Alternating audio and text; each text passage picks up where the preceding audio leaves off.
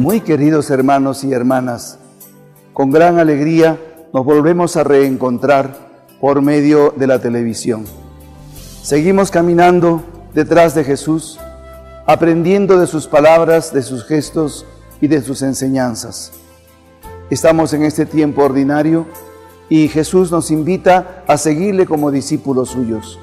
Vamos a ir mirando cada gesto, cada actitud del Señor, y eso se convierte en una lección para nuestra vida cristiana, ahora en estos tiempos modernos que estamos viviendo. No olvidemos el domingo pasado.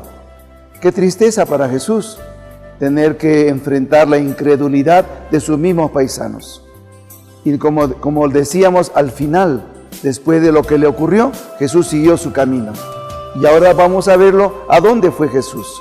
Al lago de Genesaret, un inmenso lago. Y ahí habían unas barcas y habían unos pescadores. Jesús, con la misión que su Padre le ha encomendado de ser el portador de la buena noticia, empezó a predicar el Evangelio. Y qué hermoso predicaría Jesús, que mucha gente se agolpaba a escuchar sus palabras. Era una multitud inmensa, de tal manera que ya no podía Jesucristo ver hacia dónde podía hablarles, porque era la gran cantidad de gentes. Y entonces busca unas barcas para ponerse lejos de la orilla y desde ahí comenzar a predicar el Evangelio. Esta primera parte es muy importante. Es el Jesús Maestro, que ha venido a predicar y a enseñarnos el camino de Dios. Y ese pueblo, con esas ansias que escuchaba la palabra de Dios, ese pueblo hambriento de escuchar lo que Dios quiere para cada persona, para su vida, para su familia, cómo atendía la palabra del Señor con gran atención, con gran emoción, seguían sus palabras, y Jesús lo captó perfectamente. Y entonces él comprendió que solo no podía realizar la misión que su Padre le había encomendado.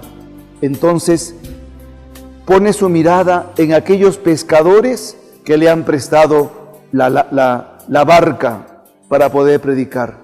Y qué bonito, el Señor lo primero que hace es probar a estos pescadores. Echen la red, le dice Jesús. Pero Señor, hemos intentado pescar toda la noche y no hemos pescado nada. Y qué bonito, en tu nombre lanzaremos la red. Y dice, se produjo el milagro, la pesca milagrosa. Eran tanta la cantidad de pescados que tenían en la red, que ya la barca hasta se hundía. Y entonces los pescadores se dieron cuenta de que aquel que le pedía echen la red no era un hombre cualquiera. Pedro, a quien Jesucristo desde el primer momento lo reconoció como alguien muy especial, se dio cuenta que Dios le estaba pidiendo algo especial. Y se sentía indigno de poder colaborar con Jesús en su obra. Jesús le dice, no tengas miedo, Pedro.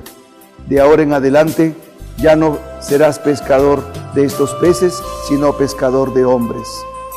Y al final dejaron todas sus redes y lo siguieron a Jesús. Esta hermosa escena de la pesca milagrosa y del llamado de los primeros discípulos marcan el origen de la iglesia. Porque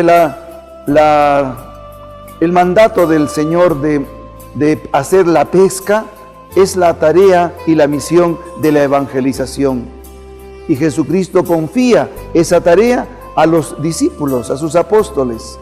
Ahí encontramos toda la misión de la iglesia. Pescar a los hombres para traerlos al camino de Dios. Y Jesús con su palabra llama, predica y congrega a la gente para que encuentren en Él el camino que Dios quiere. Mis hermanos, hoy más que nunca necesitamos volver otra vez a revivir estos primeros momentos de nuestra iglesia, desde el principio, cómo empezó a través de una pesca milagrosa. Y todos tenemos que seguir también el mismo camino de escuchar a Jesús, de seguir a Jesús y de continuar su obra.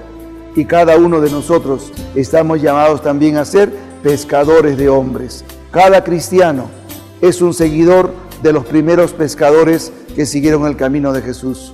Tú en tu casa, tú en tu trabajo, con tus compañeros, con tus amigos, tienes que buscar lanzar la red.